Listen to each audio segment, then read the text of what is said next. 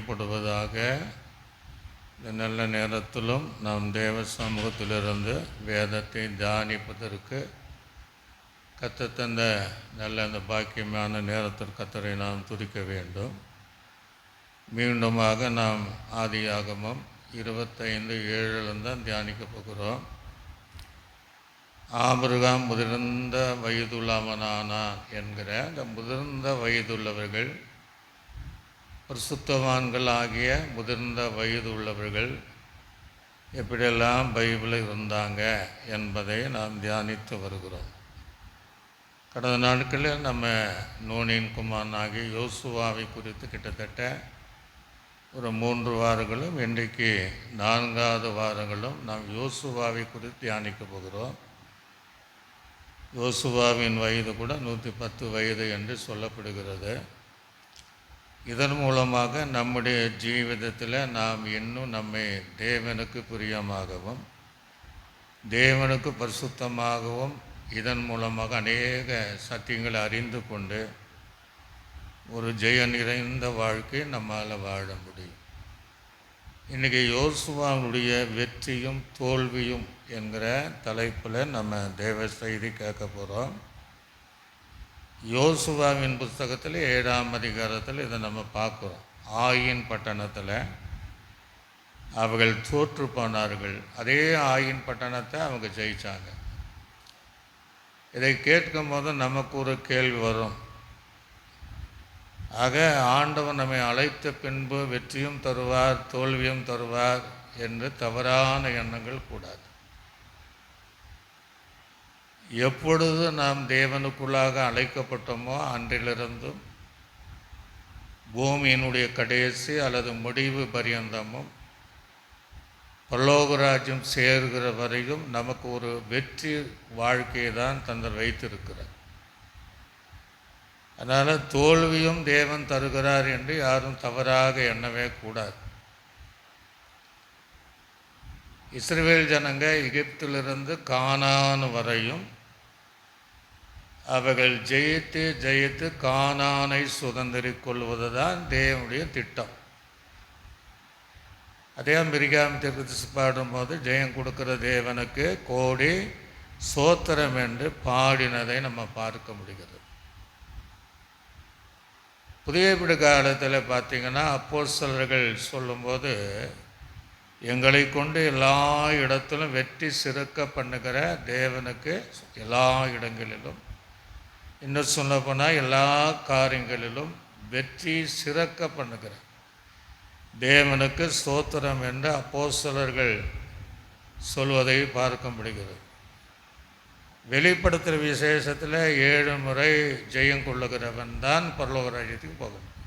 தோற்று போவன் அங்கே போக முடியாது. நம்ம ஆராதிக்கிற தேவன் எப்படிப்பட்டவர்? அவர் ஜெயக்கிறிஸ்து.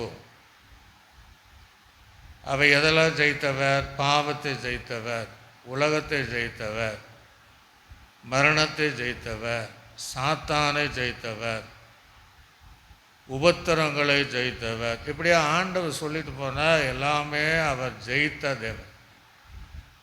ஆக தேவ பிள்ளைகளுக்கு அவர் ஜெயத்தை தான் தருவார் தவிர தோல்வியை தருகிற தேவன் அல்ல. சிலர் சொல்லுவாங்க எனக்கு பிடிக்காத ஒரு வார்த்தை அப்படின்ட்டு ஒரு வார்த்தை சொல்லுவாங்க. அதே போல் தேவனுக்கு பிடிக்காத ஒரு வார்த்தை அப்படின்னா தோல்வி தான். தோல்வி தேவனுக்கு பிரியமாக இருக்காது. ஆக தோல்விக்காக நம்ம அழைக்கப்படலை என்பதை நாம் அறிந்து கொள்ள வேண்டும். நாம் ஜெயம் எடுப்பதற்காகவே, வெற்றி பெறுவதற்காகவே, வெற்றியின் மேல் வெற்றி அடைவதற்காகவே ஆண்டவராகிய இயேசு கிறிஸ்து நம்மை அழைத்திருக்கிறார் என்பதை நாம் புரிந்து வைத்திருக்க வேண்டும். இஸ்ரவேல் ஜனங்களுக்கு நீங்கள் பார்த்தீங்கன்னா அந்த வாக்கு தத்தமாக அதான் சொல்வார். அவர் எல்லாவற்றிலும் நீங்கள் ஜெயம் எடுத்துக்கொள்ள வேண்டும் என்ற வாக்கு தத்தம்தான் இஸ்ரவேல் ஜனங்களுக்கு கொடுக்குறார். யோசுவாவின் புஸ்தகத்தை நாம் திருப்பிக் கொள்வோம். நான் வாசிக்கிற கவனமாக கேளுங்க. 10ஆம் வசனம் முதல் நான் வாசிக்கிறேன். உங்கள் ஒருவன் 1000 பேரை தொடுத்து வாங்குறார்.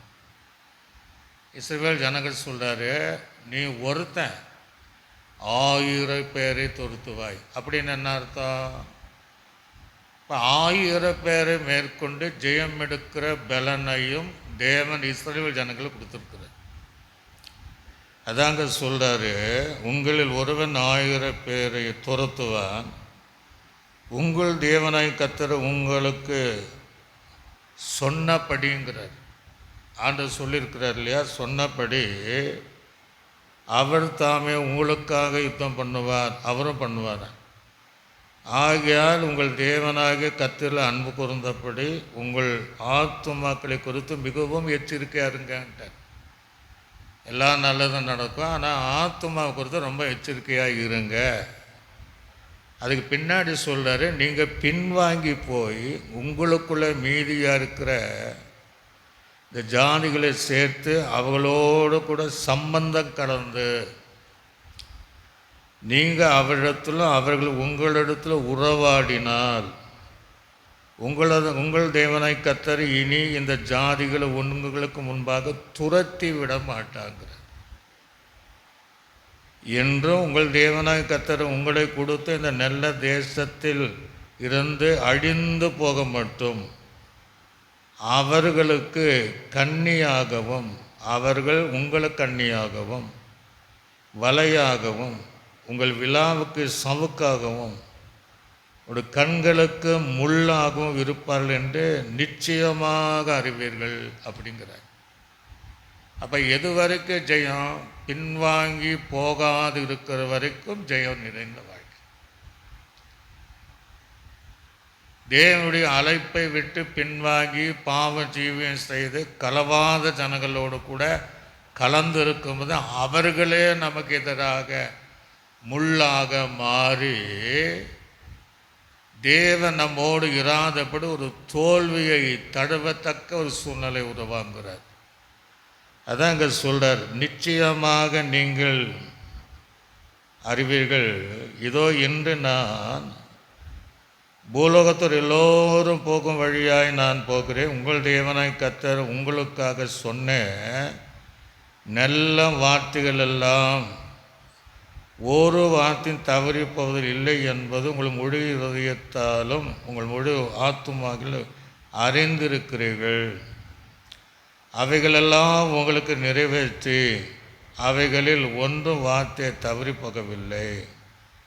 இப்பொழுது உங்கள் தேவனாய் கர்த்தர் உங்களோடு சொன்ன நல்வார்த்தைகள் எல்லாம் உங்களிடத்தில் எப்படி நிறைவேறிற்றோ அப்படியே தேவனாய் கர்த்தர் உங்களுக்கு கட்டளையிட்டு அவருடைய உடன்படிக்கை நீங்கள் மீறி அந்நிய தேவர்களை சேவித்து அவளை பணிந்து கொள்ளும் காலத்தில் உங்கள் தேவனாய் கர்த்தர் உங்களுக்கு கொடுத்த இந்த நல்ல வார்த்தையிலிருந்து உங்களை நிர்மூலமாக மட்டும் கர்த்தர் உங்கள் மேல் சகல தீமையான காரியங்கள் வர பண்ணுவார்.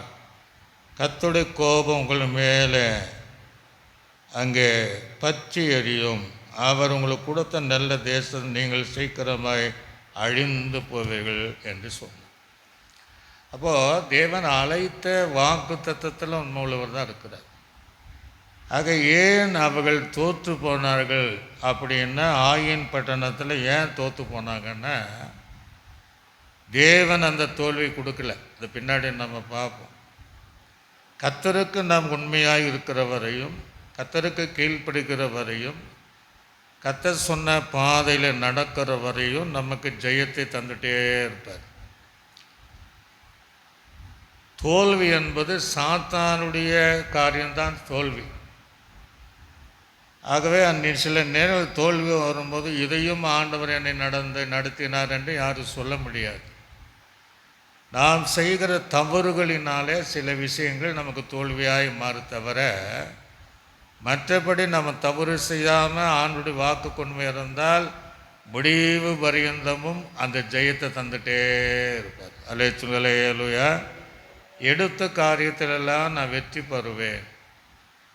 ஃபாதர் படம் முதல் அனைத்திலும் நான் என்ன செய்வேன்? வெற்றி பெறுவேன்.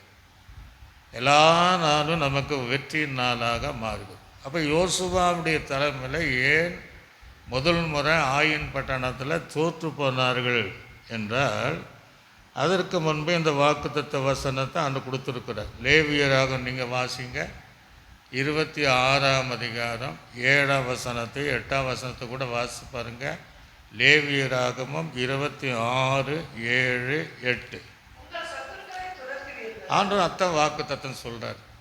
அப்படின்னு அர்த்தம், சத்துருக்களிலிருந்து நமக்கு என்ன செய்தார்? ஜெயத்தை. உங்கள் சத்துருக்களை நீங்கள் துரத்துவீர்கள், அவர்கள் விடுவாங்க என்று சொல்கிறார். அதுதான் ஆண்டோட வாக்கு. பட்டயத்தினால் விழுந்து போயிடுவாங்க. உங்களில் அங்கே வித்தியமாக சொல்கிற 5 பேர் எவ்வளோ பேரை? 100 பேரை துரத்துவார்கள். 10,000 பேரை அந்த கப்பல் சொல்ல துரத்துவார்கள், விடுவார்கள். அங்கதான் ஆண்டோட வாக்கு. நமக்கு அந்த வாக்கு தான். நமக்கு அந்த ஜெயம், நமக்கு முன்பாக இருக்கிற எல்லா காரியத்திலும் ஜெயித்து அவர்கள் அழிந்து போய் ஜெயம் எடுப்பதற்காகவே தேவன் நமக்கு வாக்கு தத்துவத்தை தந்திருக்கிறார். இன்னும் நீங்கள் பார்த்தீங்கன்னா உபாகத்தில் கூட வாசிப்போம். 30ஆம் அதிகாரம் 30, 31 வாசிங்க.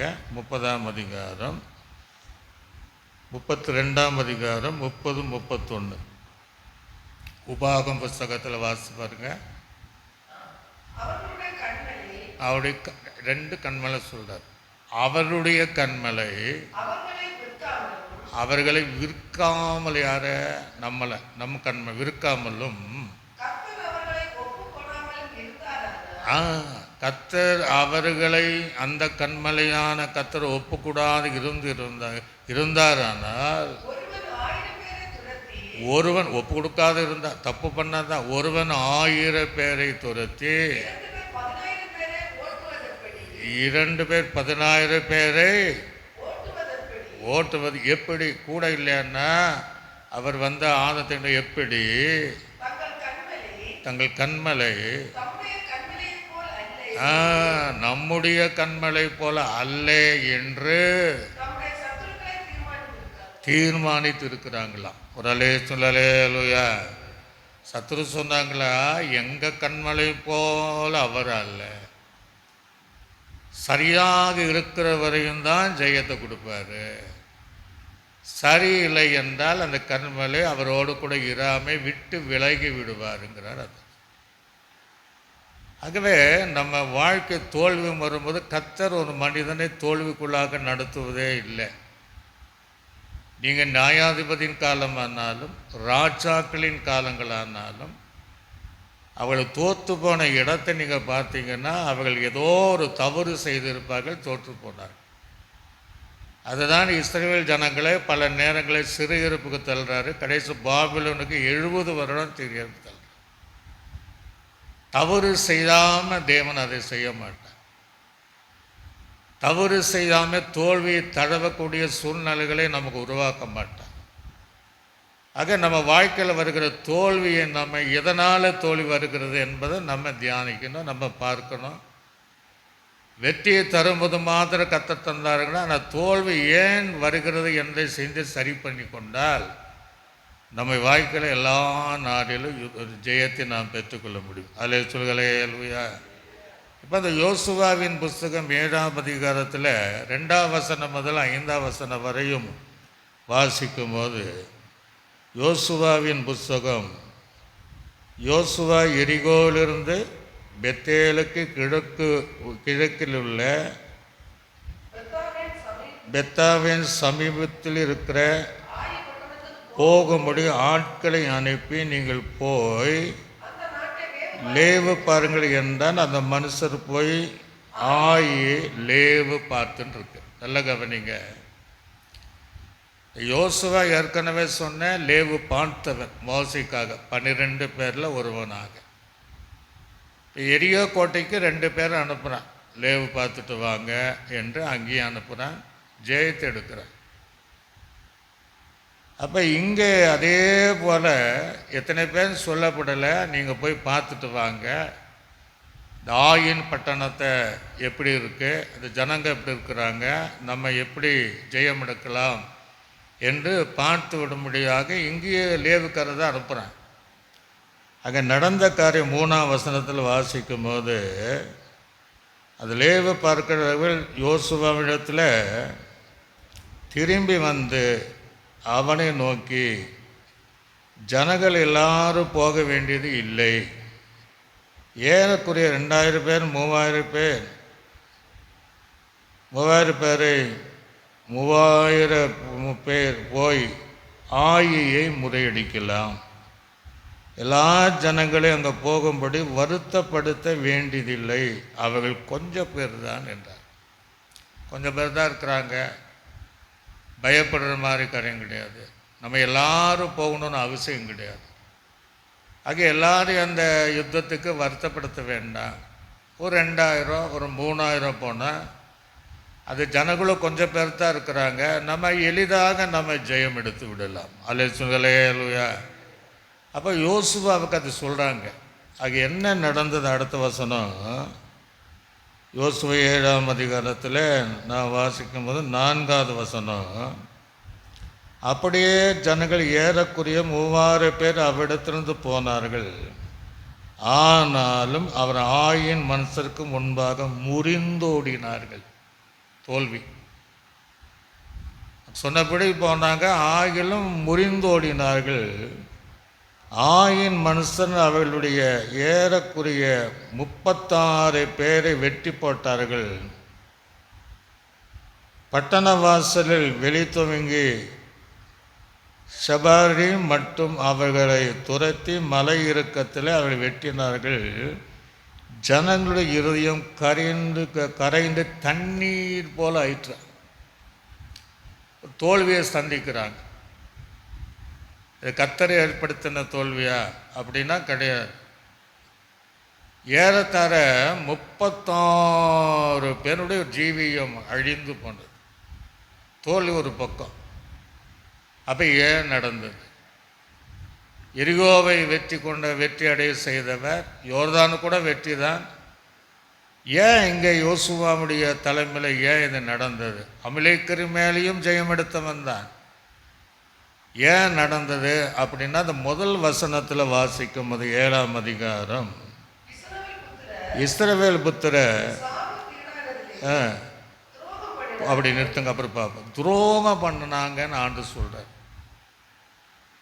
இந்த யுத்தத்தில் இஸ்ரவேல் ஜனங்க எனக்கு துரோகம் பண்ணிட்டாங்க, அதனால் அவங்க தோற்று போனாங்க. ஏன்னா அந்த தேவன் கூட துரோகம் பண்ணிட்டு எப்படி இருப்பாங்க? சாபத்தீடானதை துரோகம் பண்ணினார்கள். துரோகம் என்பது என்ன? எனக்கு அவங்க அநியாயம் செஞ்சிட்டாங்க, எனக்கு விரோதமாக பாவம் செய்தார்கள், எனக்கு விரோதமாய் கலகம் செய்தார்கள். அல்லேலூயா.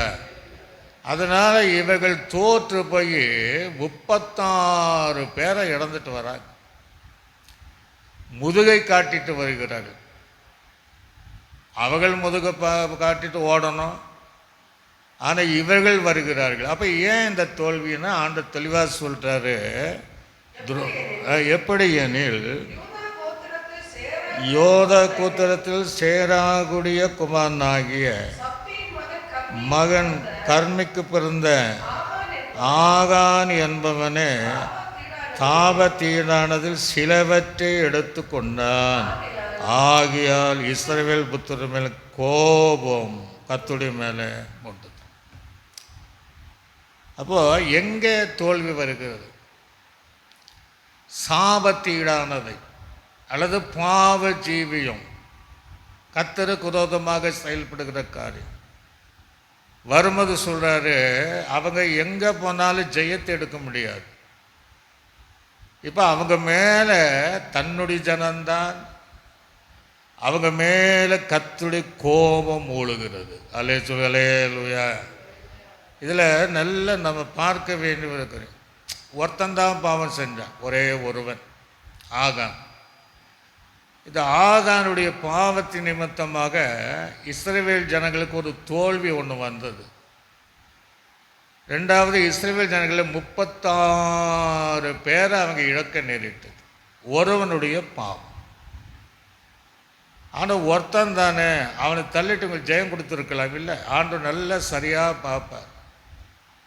ஆதாமுடைய ஒருவனுடைய கீழ்ப்படியாமையில் தானே முழு உலகத்தை ஆண்டவர் விட்டார். ஒருவனுடைய கீழ்ப்படி. மோசேயினுடைய காலத்தை பார்த்தீங்கன்னா இஸ்ரவேல் ஜனங்கள் எல்லாரும் செய்த பாவத்தினால அந்த ஒருவனை கானானுக்குள்ளே போகாமல் பண்ணிட்டார். இவ்வளோ வித்தியாசம். இங்கே ஒருவன் நிமித்தமாக எல்லாருக்கும் தோல்வி, 36 பேர் அழிந்து போனார்கள். அங்கே எல்லாரும் நிமித்தம் அவன் செய்ததுனால அந்த மோசே கானானுக்குள்ளே போகாமல் இருந்தான். ஆதாமுடைய ஒருவனுடைய கீழ்ப்படியாமைங்கிற பாவத்தினால முழு உலகம் இயேசு சிலுவையிலே சுமக்கிற வரையும் அத்தனை ஜனங்களும் பாவம் செய்து கெட்டு போகிறாங்க. சொல்லலே லூயா. அப்படி குடும்பத்திலேயோ ஒருத்தனோ சபையில் ஒருத்தனோ ஏதாவது செஞ்சிட்டான்னா மோட்டலாக தேவன் எல்லாரையும் பாதிக்கிற மாதிரி. அதுதான் இங்கே நம்ம பார்க்கணும். யோசுவா தவறு செய்தான்னா இல்லை, ஆனால் ஒரு காரியம் அவன் கேட்கல, ஆலோசனை கேட்கல, ஒரு தவறு இருக்கு. மற்றபடி அவன் மேலே நம்ம எந்த தவறு செய்ய முடியாது. இப்போ ஆண்டவர் அவனை பார்த்து என்ன சொல்றாருன்னா, செஞ்சிட்டாங்க, கோபம் கொண்டார்கள். இப்போ அவனுடைய ஜெபம் என்ன ஜெபம் பண்ணுறான் அப்படின்னு அடுத்த வசனத்தில் வாசிங்க பார்ப்போம். 6வது வசனத்திலிருந்து நம்ம வாசிப்போம். அப்பொழுது யோசுவா இப்போ பார்க்குறான், என்னடா இப்படி ஆகிப்போச்சே, தன் வஸ்திரங்களை கிழித்து கொண்டு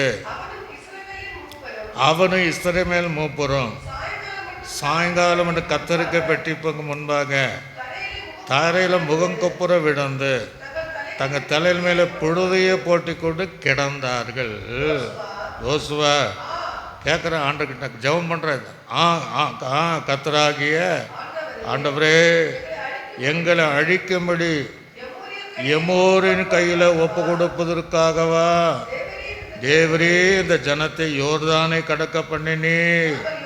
நான் யோர்தான் அப்புறத்திலே மன திருப்தியாக இருந்து விட்டோமானால் நிலமா இருக்கும். ஆண்டவரே,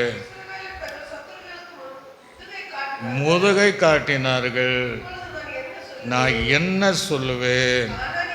கானானியரும் தேசத்தின் குடிகள் யாவரும் இதை கேட்டு எங்களை வளைந்து கொண்டு எங்கள் பேரை பூமியில் இராதபடி வேறற்று போக பண்ணுவார்களே, அப்பொழுது மகத்தான நாமத்துக்கு என்ன செய்வி என்றான். போதும். இப்போ கேட்குறான், தோல்வி எதனால் வந்ததுன்னு யோசுவுக்கு தெரியல, எதற்காக எல்லாரும் முதுகை காட்டி ஓடி வந்தாங்கன்னு தெரியல, எதற்காக 36 பேர் விழுந்து போனாலும் தெரியல. அவன் உடனே ஜெபம் பண்ணி வஸ்திரத்தை கிழித்து சாம்பலை போட்டு மூப்பர்கள் எல்லாரும் சேர்ந்து முகங்கொப்புறமாக வேண்டும். நாங்கள் யோர்தானில் அப்புறத்தில் இருந்தால் நிறைய எகிப்தி தானே சொன்னாங்களே, மோசே கூட சொன்னேன், அதற்காகவே நீங்கள் எகிப்திலேருந்து அழைச்சி வந்தீங்க, அங்கேயே நாங்கள் திருப்தியாக இருந்திருப்போமே, இப்போ நாங்கள் என்ன செய்வோம்? எல்லாரும் எங்களை வளைந்து கொள், நீங்கள் என்ன செய்வீங்க, நான் என்ன செய்ய முடியும் என்று கேள்வியை தேவ சமூகத்தில் கேட்குறேன். சொல்லலே லூயா.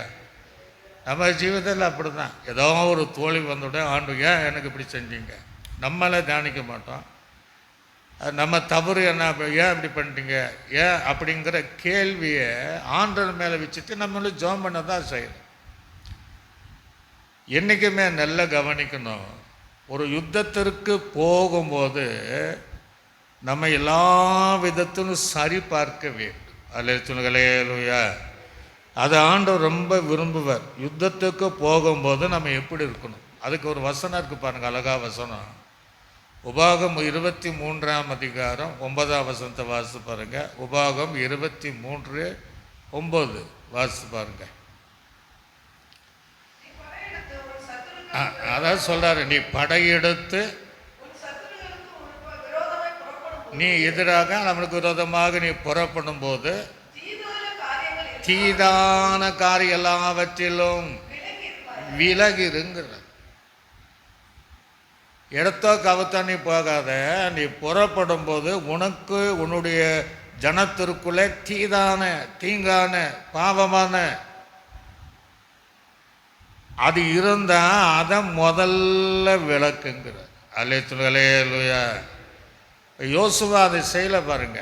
அதை செய்யாதனால தான் அந்த ஜனங்கள் தோற்று போகிறாங்க. ஆகவே அந்த விஷயத்தில் யுத்தத்திற்கு போகும்போது நம்ம கவனமாக இருக்கணும். பழைய காலத்தில், மன்னர் காலத்தில் ஒரு கதை சொல்லுவாங்க. ஒரு ராஜா குதிரையில் போய் ஜனத்தோடு போய் எல்லா கூட அவன் எடுத்த எல்லா தேசத்தில் தான் வெற்றி அடைந்திருக்கிறான். ஒன்று கூட அவன் தோல்வி இல்லை. அதே போல் இன்னொரு தேசத்தில் வழக்கம் போல் யுத்தம் வரும்போது குதிரை மேலே ஏறி போயிருக்கிறான். கொஞ்சம் தூரம் அந்த அன்றைக்கெல்லாம் நம்ம இந்த ரோடு மாதிரி இருக்கும், பாலைவனமோ காட்டு பகுதி தான் இருக்கும். அப்சலோம் கூட ராஜா கிட்ட காட்டு பகுதியில் தான் வரேன். அப்படியே மரம் கர்வாலி மரத்தினுடைய அந்த கூந்தல் தொங்கதை நம்ம பார்க்குறோம். அப்படி போகும்போது எதேச்சையாக ஒரு பெரிய முள் குதிரையுடைய காலை குத்தி இருக்கு. அதை பார்த்த படை வீரன் ராஜா கிட்ட சொல்கிறான், ராஜாவே குதிரையினுடைய காலில் முள் குத்தி இருக்கு, அதை எடுத்துருவோம், அப்போ தான் அந்த யுத்தத்துக்கு சரியாக இருக்கும். ராஜா என்ன சொன்னால், இதெல்லாம் டைம் கிடையாது, நம்ம யுத்தம் முடித்த பின்னாடி அதை சரி பண்ணுவான்ட்டு போகிறான். போராட்டத்தில் வழக்கமாக ஜெயம் எடுக்கிறவன் முதுகை காட்டிட்டு ஓடி வரான். காரணம் என்னென்னா, இந்த குதிரையினால் வேகமாக ஓட முடியல. அந்த குதிரையுடைய காலுக்குள்ளே அந்த முள் இருக்கிற வரையும் ரத்தம் கசித்துட்டே இருக்கு. அதனால் வேகமாக ஓடலை முடியல. அதனால் எல்லாரும் நிறைய பேர் மறித்து ராஜா ஏதோ தப்பி தவறி உயிரோடு சேர்ந்தான். அப்போ தான் கேட்குறாங்க, என்ன இதுவரை இல்லாத தோல்வி நமக்கு வந்துருச்சேன்னு. அப்போ தான் படைவீரர் சொல்கிறேன், அப்போவே நான் சொல்லலையா, அந்த குதிரையினுடைய கால்களிலே அந்த முள் குத்தி இருக்கு, அதை நம்ம சரி செய்யாமல் போனோம். ராஜா அதை சரி செஞ்சிருந்தால் நமக்கு தோல்வி வந்திருக்காது, நம்ம ஜனங்கள் அழிந்திருக்க மாட்டாங்க. ராமும் பிற முதுகை காட்டி ஓட வேண்டிய அவசியம் இல்லை. அப்போ தான் ராஜா உணர்றான். சின்ன சின்ன விஷயமாக தான் இருக்கும், சிறிய பாவங்கள் தான் இருக்கும், ஆனால் அது பெரிய ஜெயத்திற்கு அது தடையாக தான் இருக்குது. அல்லேலூயா. நிறைய பேர் நம்ம வாழ்க்கையில் தோற்று போகிற காரணமாக அந்த ஊழியமானாலும் விசுவாசமானாலும் தோற்று போகிற இடம் என்ன, ஏதோ ஒரு தேவனுக்கு பிரியம் இல்லாத காரியம். அது அப்புறம் பார்த்துடலாம், அப்புறம் அறிக்கை செஞ்சிடலாம், இதெல்லாம் ஆண்டவர் மன்னிச்சிடுவார் அப்படிங்கிற நம்ம போகிற பாருங்க, அந்த இடத்துல தான் முடிவில் ஒரு தோல்வியை நாம் சந்திக்க வேண்டிய சூழ்நிலை இருக்குது. அப்புறம் தான் நம்ம சிலர் ஆண்டவர் மேலே பழிப்படுவாங்க. இந்த யோசுவா போல் சிலர் அதை உணர்ந்து அந்த காரியத்தை சரி பண்ணி மீண்டும் அந்த யுத்தத்தில் அவரை எடுத்த காரியத்தில் ஜெயம் எடுக்கிறவளை நிறைய பேரை நம்ம பார்க்க முடியும். அல்லேலூயா. அதான் சொல்கிறார், யுத்தத்துக்கு போகும்போது உங்ககிட்ட தீதான பாவமான காரியத்தை நீ விளக்குங்கிறார். ஒருவேளை இந்த யோசுவாவுடைய இந்த யுத்தத்தில் ஆகானை விலக்கிருந்தால் இந்த முதல் யுத்தத்தில் அவன் ஜெயம் எடுத்திருப்பான். ஆனால் விளக்காதனால முழு இஸ்ரவேல் ஜனங்களுக்கு ஒரு பெரிய தோல்வியாகி விழுந்தது.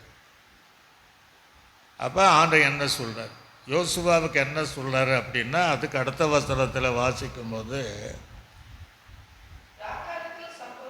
இல்லை 10ஆம் வசனத்தில் சொல்கிறாரு, அப்பொழுது கர்த்தர் யோசுவனுக்கு எழுந்துரு அப்படின்னு முதல்ல சொல்கிறார். நீ முதல்ல எழுந்துரு. வீட்டில் சொல்லுவாங்களே, ஃபஸ்ட்டு நீ எந்திரி அப்படிங்கிற ஆயத்தம் முதல்ல. நம்ம சில நேரங்களில் பாருங்கள், நம்ம இப்போ ஒரு ஆஃபீஸில் வேலைக்கு போகிறோம், திடீர்னு ஃபைலை எடுக்காமல் போவாங்க சில பேர். ஐயோ ஃபைலை மறந்துட்டேம்மா. அப்போ தப்பு நம்ம வாழ்க்கையில் நடக்கும். சில ஆலயத்துக்கு வரும்போது பைபிளையே எடுக்காமல் வர்றாங்க. ஆலயத்துக்கு எப்படியோ ஆயத்தமாக வரும். சில நேரங்களில் சிலர் நான் பார்த்துருக்குறேன், பாதியில் ஓடிடுவாங்க. ஏன் தான் நீங்கள் பாதியில் ஓடுறீங்கன்னா, காணிக்கு எடுக்க மறந்துட்டேன்பாங்க, அல்லது தசமாக எடுத்த சாதாரணமாக சொல்லுவாங்க. அப்போ எந்த இடத்திற்கு நம்ம எங்கே போனோமோ ஆயத்தமாக போகணும். சில அவசரமாக போகும்போது பார்த்திங்கன்னா ஃபோன் எடுக்காமல் போவாங்க. சில அவசரமாக போனால் டிஃபன் பாக்ஸை எடுக்காமல் போகிறாங்க. நிறைய பேர் நம்ம பார்க்குறோம். சிலர் பஸ்ஸுக்கு போகிறவங்க பஸ்ஸுக்கு பணத்தை எடுக்காமையே போயிடுவாங்க. ஏடிஎம்க்கு எடுக்க போகிறாங்க, ஏடிஎம் கார்டை எடுக்காமல் போயிடுவாங்க. பேங்க்குக்கு போகிறவன் பேங்க்கை புக் எடுக்காமல் போயிடுவான். அப்போ எங்கே அங்கே போயிட்டு ஆண்டவர் என்ன ஏன் நீங்கள் அழிச்சிங்கன்னா நம்ம அவரை என்ன செய்ய முடியும்? செய்தெல்லாம் நம்ம தவறு. ஆனால் அங்கே போயிட்டு மணிக்கூரம் ஐயோ ஆண்டவர் ஏன் இப்படி பண்ண, நாம் சில விஷயங்களில் எங்கே போனால் அதெல்லாம் சரியாக இருக்கா பார்த்து நிதானமாக. சில நேரங்களில் 2 வீல் 4 வீல் போகும்போது அப்படியே கிளம்புவாங்க, பாதியில் வண்டி நின்றுது, பெட்ரோல் இருக்காது, டீசல் இருக்காது. இப்படி நிறைய சம்பவங்கள் வாழ்க்கையில் அதுக்கப்புறம் ஆண்டவர் திட்டிகிட்டு இருப்போம். அவைகள் அல்ல. நாம் முதலாவதாக நாம் ஆயத்தப்படும் போது நம்ம எல்லா விதத்திலும் அந்த சர்வாயுத வர்க்கங்கள் நம்மக்கிட்ட இருக்கா, அந்த ரச்சனைய சீராக இருக்கா, மார்க்க கட்சி இருக்கா, பாதரட்சை இருக்கா, இடைக்கட்சி இருக்கா என்று நம்ம சரியாக ஆயத்த பண்ணி தான் யுத்தத்திற்கு போகணும். ஒரு அலை சொல்லலே இல்லையா? அப்போ அந்த யுத்தத்தில் இப்போ இவனை பார்க்குறாரு, பார்த்துட்டு அதுவரையும் முகம் குப்புறம் தான் விழுந்திருக்கிறான், தலை சாம்பல் எல்லாம் பொழுது போட்டு உட்காந்துருக்கிறான். இப்போ ஆண்டு சொல்கிறாரு அந்த வசனம், எழுந்துரு கிடக்கிறது என்ன திருப்பி கேட்குறான். அவன் கேட்குறான், நீ இப்படி நீ எழுந்துரு ஃபஸ்ட்டு, நீ இப்படியே முகம் குப்புற விழுகிறது என்ன அப்படின்ட்டு 2வது கேள்வி கேட்குறேன். கேட்டுட்டு சொல்கிறாரு அடுத்ததில் சொல்கிறார், இப்போ தான் சொல்கிறார், நீ என்ன திட்டுற, என்ன முறுமுறுக்கிற, எனக்கு ஏன் அங்கே யோர்தானுக்கு அப்புறம் இருந்தால் திருப்தியாக இருக்குங்கிற. ஆனால் என்ன செய்தார்கள் இஸ்ரவேல் ஜனங்க? பாவம் செய்தார்களே. அல்லேலூயா அல்லேலூயா. நீங்கள் பிற முதுகு காட்டி வந்து 36 பேர் இறந்ததுக்கு காரணம் என்ன? உனக்கு கீழே இருக்கிற ஜனந்தான், இஸ்ரவேலர்கள் தான். முதலாவது சொல்றாரு, பாவம் செய்தார்கள். அப்போ நம்ம இடத்துல பாவம் இருக்குமென்றால் ஜெயத்தை எப்படி எடுக்க முடியும்? பாவம் இல்லாத ஒரு ஜீவியம் இருந்தால் ஜெயத்தை எடுக்கலாம். பாவமான காரியத்தை வந்து ஜெயத்தை தாங்கன்னு போகிற இடங்களை எப்படி ஜெயமாக மாறும்? மாறாது.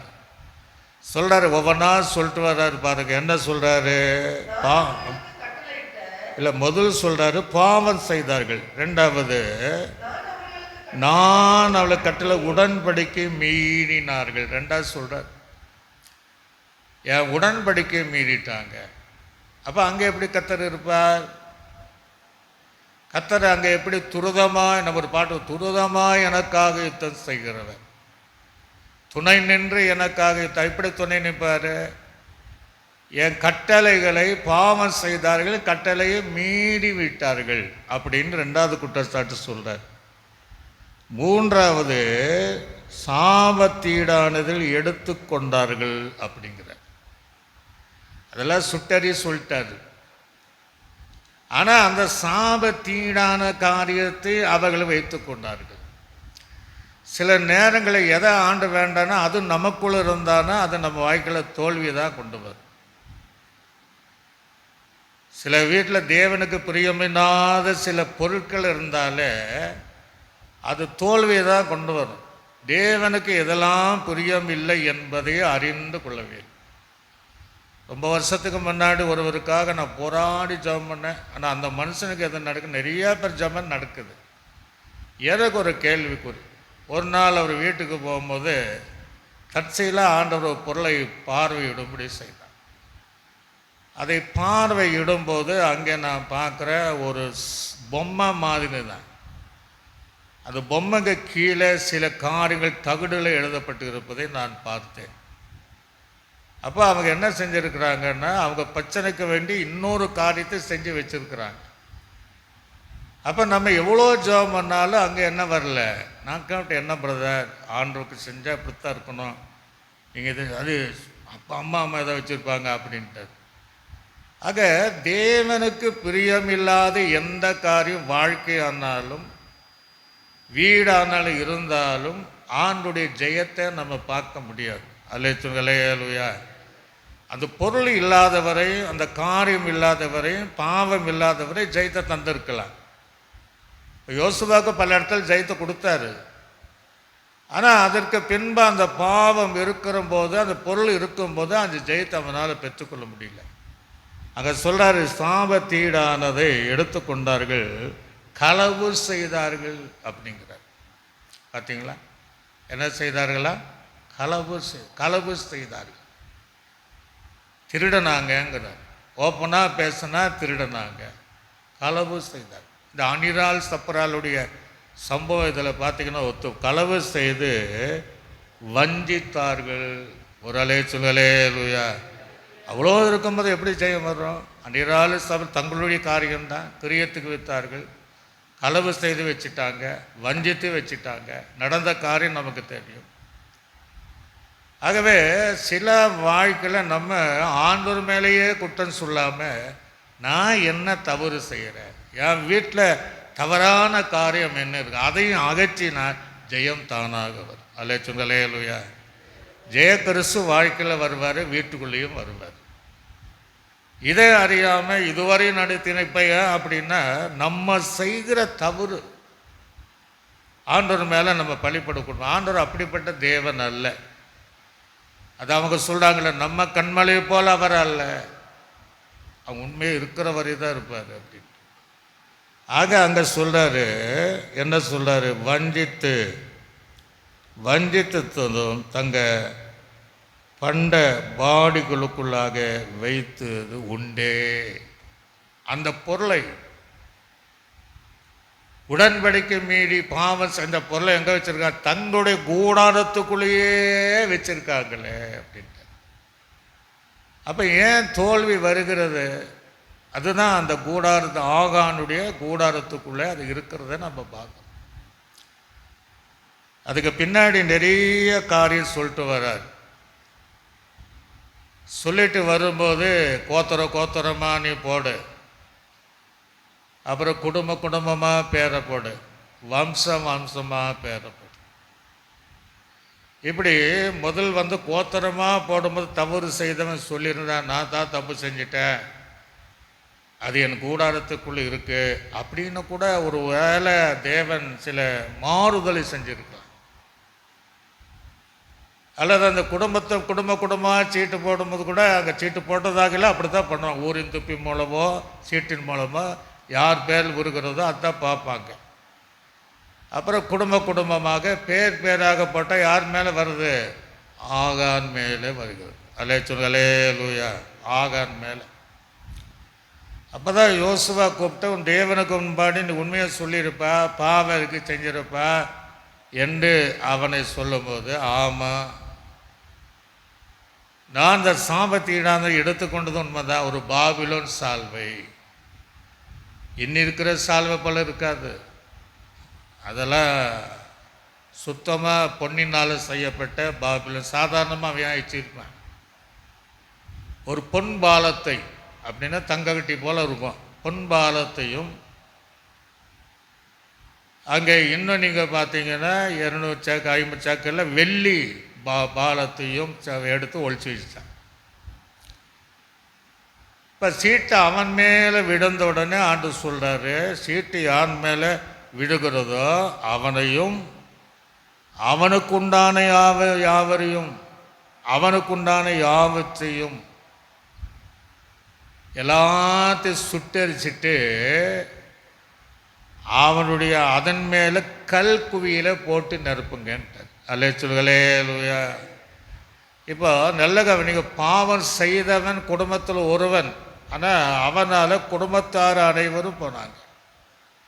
அவருடைய மிருக ஜீவன்கள் எல்லாமே போச்சு, அவன் வாசிகள் எல்லாம் போச்சு. இங்கே 36 பேர் நஷ்டப்பட்டார்கள். இஸ்ரவேல் ஜனங்களுக்கு ஒரு தோல்வி உண்டானது.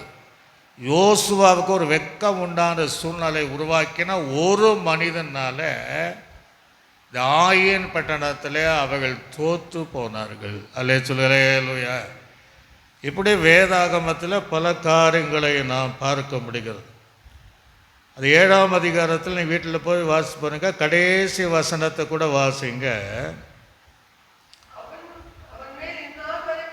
இருக்கிற பெரிய கற்களை குவித்தார்கள். இப்படி கர்த்தர் கோபத்தின் உக்கரத்தை விட்டு மாறினார். ஆகையால் அவ்விடம் இந்நாள் வரைக்கும் ஆகோ. எப்போ ஆண்டு கோபம் மாறிச்சு? ஆகானை குடும்பத்தை உண்டாக்கி எல்லாவற்றையும் அழித்து போன பின்னாடி தான் ஆண்டு கோமே மாறிச்சுங்கிறார். சில விஷயங்கள் நம்ம பாவம் செய்யும்போது இப்படி தான் நடக்கும். இதே மோசையினுடைய காலத்தில் ஒரு சம்பவம் நடந்துச்சு. மலை மேலே தேவனுடைய மகிமை பிரசன்னம் அங்கே இறங்கியிருக்கும்.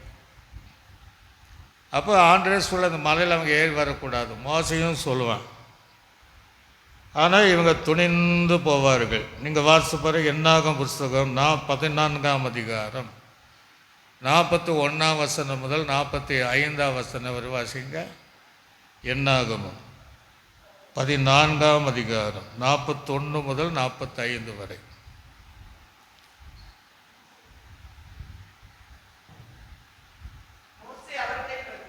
மோசே இஸ்ரவேல் ஜனங்களை நோக்கி, அங்கேயும் மீறுறாங்க, ஏறி வர வேண்டாம்னா இப்படி தான், இங்கே அப்படி தான் இந்த கட்டளை மீறுகிறது என்ன? நீங்கள் என்ன பண்ணாலும் ஜெயிக்க முடியாது, வாய்க்காது. நீங்கள் உங்கள் சத்துருக்களுக்கு முன்பாக முறியடிக்கப்படும்படிக்கு ஏறி போக வேண்டாம். அதுதான் தேவனுங்க, ஏறி போகாது இருங்கள். கத்தனை ஏறி போனால் நடுவில் இருக்க மாட்டார்.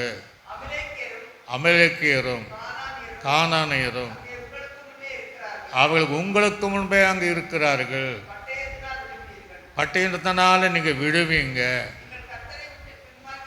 நீங்கள் கத்தரை விட்டு பின்வாங்கினபடியால் கத்தர் உங்களோடு இருக்க மாட்டார் என்றார். ஆனால் இவ்வளோ சொல்லி ஆனாலும் அவர்கள் ஏற துணிந்தார்கள். கர்த்தருடைய உடன்படிக்கை பெட்டியும் மோசேயும் போகவில்லை. எல்லாருமே போனவங்கள் எல்லாம் அழிஞ்சு போனாங்க. ஏன் அந்த அதான் என்றைக்குமே கட்டளை மீறக்கூடாது. ஆண்டவர் கூடவே இல்லை. மோசையும் சொல்கிறான், தேவனும் சொல்கிறார். அதுக்கு மீறி அவர்கள் ஏறி போனாங்க. ஏறி போன என்ன, எல்லாரும் அழிந்து போனாங்க. இன்னொரு காரியம் என்னென்னா, மோசையும் கூட போகல, மோசையும் கூட்டி போகல. எங்கே போனாலும் ஊழியர் பொன்னாடி போகணும், உடன்படிக்கை பெட்டி போகணும், ரெண்டுமே போகலை. அத்தை சொல்லிட்டார் இல்லையா? அப்போ இது எங்கே போகும்? சில காரியங்களுக்காக கூடாரத்திலிருந்து உடன்படிக்கை பெட்டி வெளியே கொண்டு வரலாம். யோர்தானில் கூட கொண்டு வந்தாங்க. இது மற்ற நாளெல்லாம் ஆசர்வு கூடாரத்தில் தான் அந்த உடன்படிக்கை பெட்டி இருக்கணும். பல சந்தர்ப்பங்களில் உடன்படிக்கையை வெளியே கொண்டு வருவாங்க, சுமந்து கொண்டு வருவாங்க. அதுக்கு மோசே யாருமே இல்லை, எங்களுக்கு ஊழியக்காரனே தேவையில்லை. அந்த உடன்படிக்கை எதை தேவ பிரசன்னத்தை காட்டுகிறது, தேவ சமூகத்தை, அதுவும் தேவையில்லை. ஆண்டு சொல்லுக்கு நாங்கள் கீழ்ப்படிய மாட்டோம். ஏறி போனார்கள், அத்தனை பேரும் அழிஞ்சு போயிட்டாங்க. அல்லேலூயா அல்லேலூயா. ஆக இது மோசையின் நாட்கள் ஒரு தோல்வி, இது ரெண்டாவது தோல்வி தான் இங்கே நடக்குது. இப்போ ஆண்டவர் 8ஆம் அதிகாரத்தில் அதே ஆயின் பட்டணத்துக்கு அனுப்புகிறார். நம்ம எல்லா வசனத்தையும் வாசிக்க முடியாது. ஏன் யோசுவை பார்த்து, நீ ஏன் கலங்குற, நீ ஏன் பயப்படுற, நீ ஜனங்களை பரிசுத்த பண்ணு, ஜனங்களை ஆயத்த பண்ணு. இப்போ நீ என்ன செய்ய போகிறேன்னா, ஒரு 30,000 பேரை நீ தெரிந்து கொண்டு போ. எண்ணிக்கையும் வித்தியாசம்தான். அவங்க சொன்னாங்க 2000 3000 இருந்தால் போதும், கொஞ்சம் பேர் தான் நம்ம பார்த்துக்கலான்னு. ஆண்டு என்ன சொல்கிறாரு, இல்லை 30,000 பேர் போகணும். ஆனால் 30,000 பேரும் பரிசுத்தமாக இருக்கணும், அவளை சுத்திகரிக்கணும். அவங்க கலங்கக்கூடாது, நீயும் கலங்காத, பயப்படாத, நான் உன்னோடு இருக்கிற ஆயன் பட்டணத்தை உனக்கு தருவேன். இந்த ஆலோசனை 7ஆம் அதிகாரத்தில் இல்லை, இவன் கேட்கல. யோசுவாவினுடைய சூழ்நிலை ஆலோசனை கேட்டிருந்தால் அதுக்கு சரியாக சொல்லியிருப்பார். உனக்குள்ளே ஒருத்தர் இருக்கிறான், அவனுக்குள்ளே ஒரு எண்ணம் இருக்குது, அவனை விட்டு போன்னு கூட சொல்லியிருக்கலாம். இல்லை, நான் அவனை கூப்பிட்டு நீ சரி பண்ணிவிடு, இல்லை நீ கர்த்தருடைய கோபத்துக்கு நீ ஆளாயிடுவ, எங்களுக்கு அதை கர்த்தன்னு சொன்னான்னா ஒரு மாறுதல் உண்டா இருக்கும். யோசுவாவும் கேட்கல. ஆக இங்கே அவன் யோசுவா தானே ஆண்டு சுவாலஸ் சொல்கிறாரு, சரி போ 30,000 பேர் போங்க. முதல் நீங்கள் முன்னாடி பண்ணீங்க, இப்போ முன்னாடி நீ போகாத. அப்போ அந்த ஆயன் பட்டணத்திற்கு பின்புறமாக போனேன்னு ஆண்டு பயப்படுறாரு. அப்படி இல்லை, எதை எப்படி பிடிக்கணும்னு ஆண்டுக்கு தெரியும். ஆக அதுக்கு பின்புறமாக நீ போனார், பின்புறமாக போ. யோசுவாவுடைய தலைப்பில் முன்பக்கமாக நீங்கள் கொஞ்சம் ஒரு 5-6 பேர் போகிறாங்க.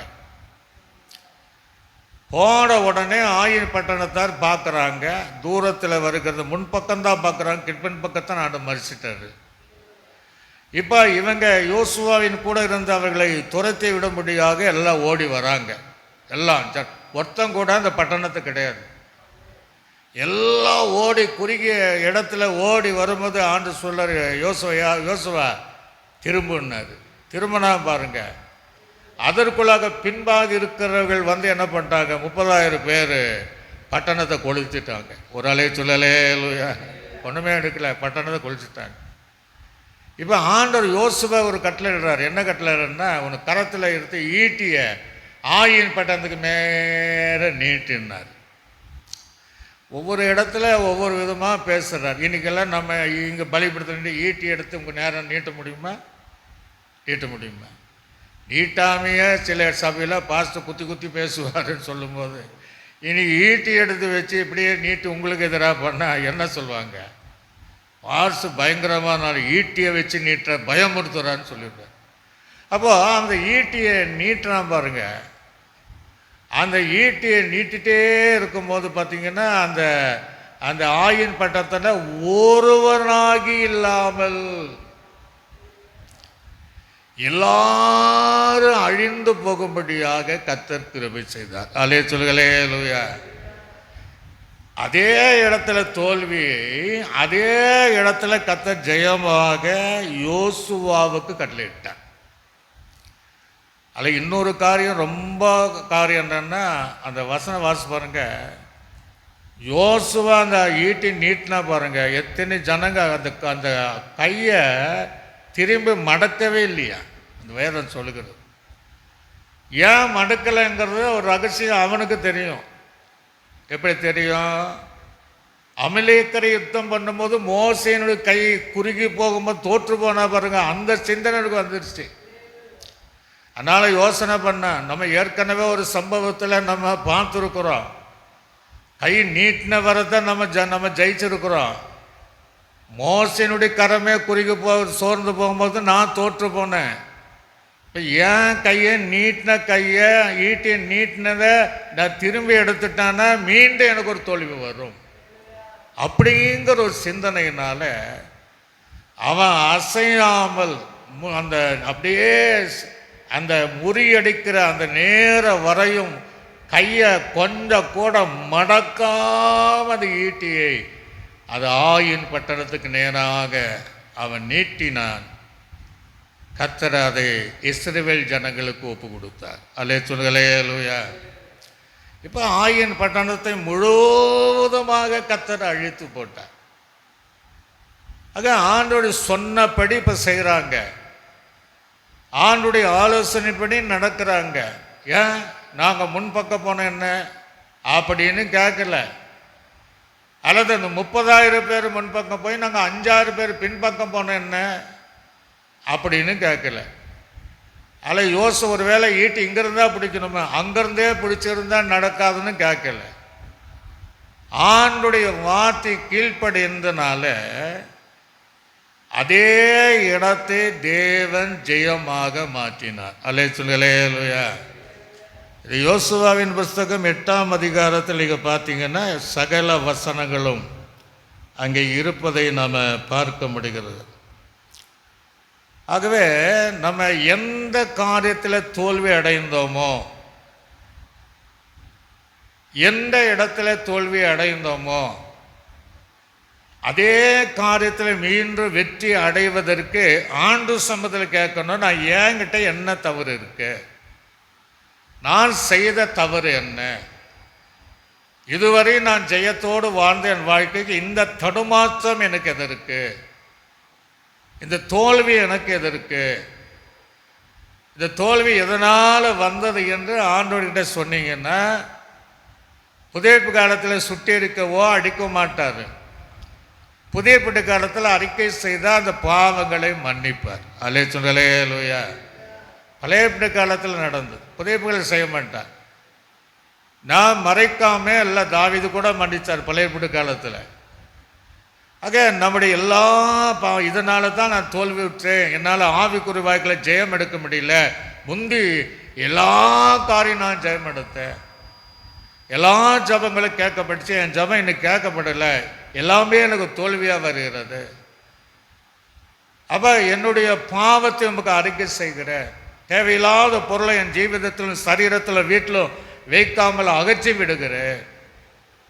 உம்முடைய ஆலோசனை இல்லாமல் இந்த காரியத்தில் நான் இறங்கிட்டேன், இனி உடைய ஆலோசனைப்படி நடப்பேன், ஆலோசனைப்படி போவேன், ஆலோசனைப்படி வைக்கிற இடத்துல இருப்பேன் ஆண்டவரே என்று சொல்லும்போது, நீங்கள் எந்த காரியத்தில் தோல்வி நீங்கள் சந்தித்தீங்களோ அதே காரியத்தில் தேவன் ஜெயத்தை தருவார்.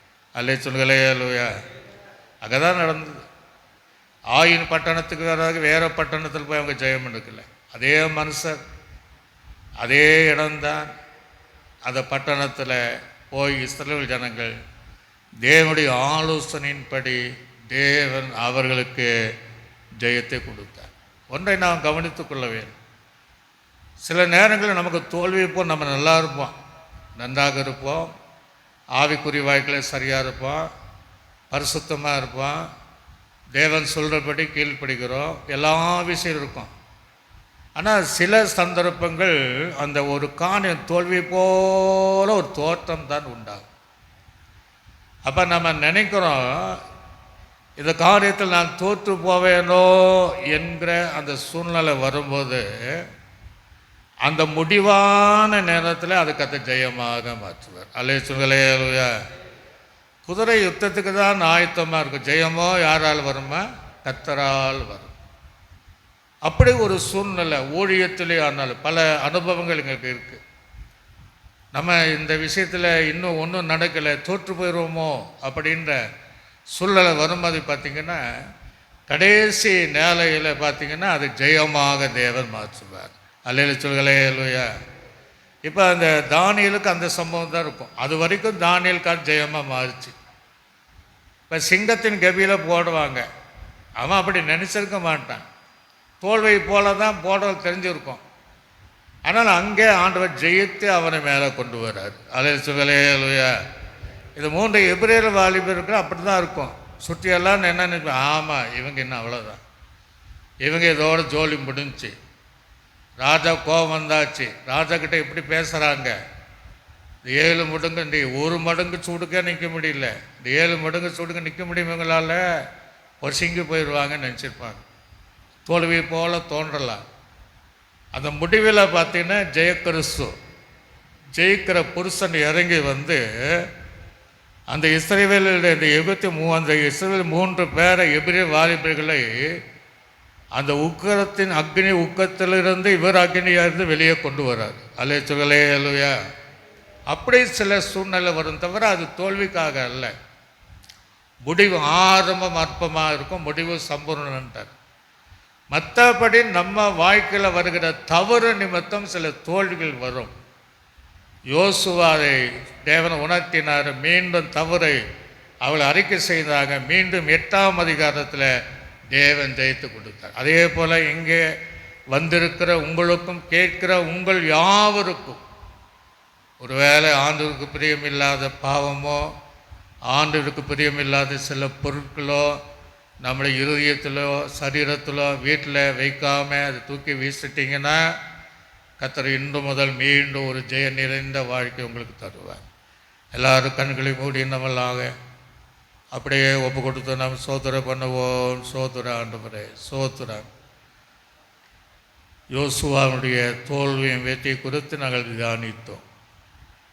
எங்கள் வாழ்க்கையில் வெற்றி வரும்போதெல்லாம் நாங்கள் சந்தோஷப்பட்டுக்கிறோம், தோல்வி வரும்போதெல்லாம் உண்மை முறுமுறுக்கிறோம். ஏன் தோல்வி வரும்போது எங்களால் பரிசோதிக்கக்கூடிய எண்ணம் இல்லாமல் வாழ்கிறோம். இந்த செய்தியின் மூலமாக, இந்த வேத தியானத்தின் மூலமாக தோல்வி எங்களால் வருகிறது. எங்களுடைய பாவத்தினால, நாங்கள் தேவனுக்கு செய்த விரோதத்தினால, கட்டளைகளை மீறியதுனால, களவு செய்ததுனால, வஞ்சித்ததுனால, சாபத்தீடான வைத்ததுனால எங்களுக்கு தோல்வி வருகிறது என்று உணர்த்தின தேவன். தீபாலபர சகரிகாலப நிமம சந்தபர. இது கேட்கிற தேவ பிள்ளை, ஏன் தோல்வி என்பதை பார்க்கலாம்.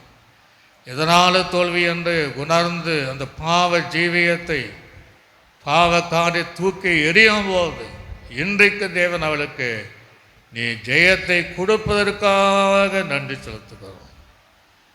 அமர்ந்திருக்கிற தேவ பிள்ளைகளுக்கும் பேசுகிற எங்களுக்கும் இன்று முதல் மீண்டும் அந்த ஜெயம் நிறைந்த வாழ்க்கை, வெற்றி நிறைந்த வாழ்க்கை, ஜெயக்கிறிஸ்து எங்களுக்கு முன்பாக சென்ற ஜெயத்தை தருவதற்காக சோத்திரம். எல்லாரும் பிதாவாகிய தேவனை சோத்திரம் பண்ணுவோம். சோத்திரம் சோத்திரம். கர்த்தராகிய இயேசு கிறிஸ்துவை நாம் சோத்திரம் பண்ணுவோம். சோத்திரம். நம்மை ஆட்சி தேற்றி வழி நடத்தின பரிசுத்த ஆவியானவரை சோத்திரம் பண்ணுவோம். நல்ல ஆண்டவரே, இந்த ஆசீர்வதிக்கப்பட்ட இந்த வேத தியானம் நேரத்திற்காய் சோத்திரம். யோசுவாவை குறித்து 4வது வரங்களாக தியானிக்கிறோம். இது ஆயன் பட்டணத்துடைய தோல்வியும் ஜெயத்தை குறித்து தான காட்சி சந்தித்தோம். தோல்வி எதனால்? ஒரு மனிதனால் வந்த தோல்வி. அதுக்கு பின்பு தேவனுடைய ஆலோசனையின்படி அவர்கள் ஆயன் பட்டணத்தை ஒருத்தரை விடாமல் அழித்து சுட்டெரித்து போட்டார்கள். ஆயின் ராஜாவை உயிரோடு கொண்டு வந்து அவனை மாத்திரம் மரத்தில் தூக்கிலிட்டு அவன் சாகடித்த மேலே கற்களை குவித்தார்கள் என்று நாங்கள் பார்க்கிறோம். எங்களுக்கு இனி வாழ்க்கையில் வெற்றியை மாத்திரம் தருவதற்காக நன்றி. தோல்வியெல்லாம் நீ மூடி போடுவதற்காக நன்றி தகப்பன். வந்தவள் ஆஸ்வதிக்கப்படுவர்களாக, கேட்கிறவர்கள் ஜெயத்தை கொடுப்பீர்கள், ஜெயம் எடுப்பார்களாக. இயேசுவின் நாமத்தில் ஜெபிக்க நல்ல பிதாவே, ஆமென். நாத்துமாவே கர்த்தரை என் முழு உள்ளமேடு பசுத்த நாமத்தை என் ஆத்துமாவே கர்த்தர் செய்த சகல உபகாரங்கள் மறவாதே. ஆமென்.